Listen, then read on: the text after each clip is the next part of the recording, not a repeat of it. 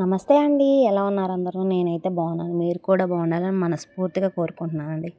ఈరోజు మా ఇంట్లో వచ్చేసి పప్పు చెక్క రెడీ చేద్దామని బెల్లం అయితే బెల్లం అయితే రెడీ చేసాం. అలాగే పల్లీలు వేయించుకుంటున్నాను అండి.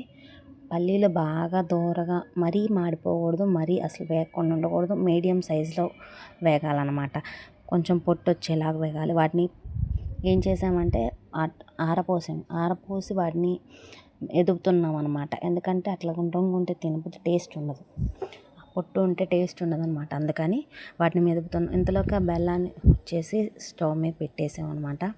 అది బాగా అది బాగా మరీ బాగా పాకం రాకూడదు, మామూలుగా తక్కువ ఉండకూడదు, మీడియంగా ఉండాలి.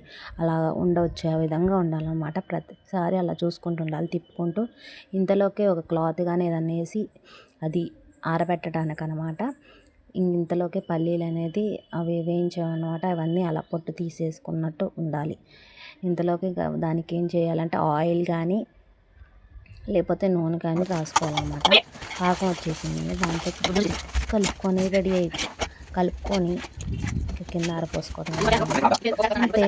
నా వీడియో కనుక మీకు నచ్చినట్లయితే లైక్ చేసి షేర్ చేసి కొంతమందికి ఉపయోగపడే వీడియో అయితే సబ్స్క్రైబ్ చేసుకోండి.